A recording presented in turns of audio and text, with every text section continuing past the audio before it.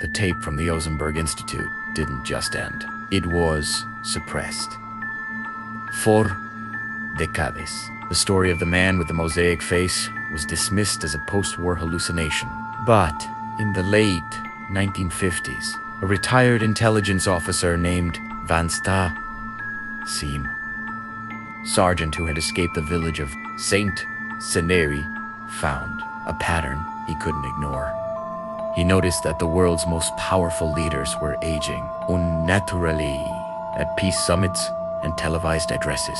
He saw the telltale signs: a slight mismatch in the pigmentation of a forehead, a jawline that seemed too sharp for a 70-year-old man, and the way their eyes never seemed to blink in unison. Vance tracked the stitched to a private estate in the Swiss Alps, a place known as the Orchard.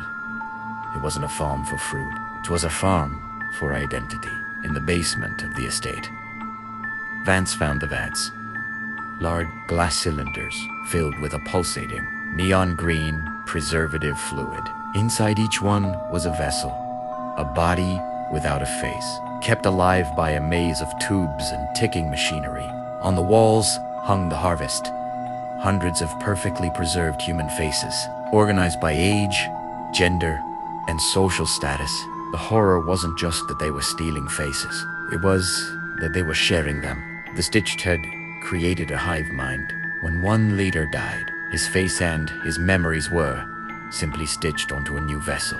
They were becoming immortal, a secret aristocracy of the faceless, hidden behind the most famous smiles in history.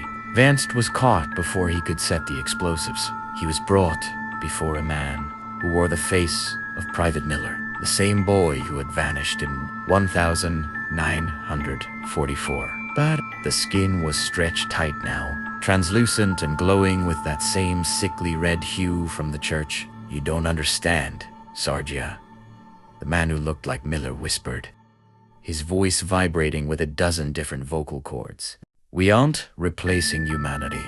We are perfecting it. No more. What? No more death. Only the stitches." As the screen fades to a grainy VHS static, we see Vance being strapped into a surgical chair. The last thing he sees is a pair of silver tweezers approaching his own eyes. The new order doesn't need soldiers anymore. It needs more skin.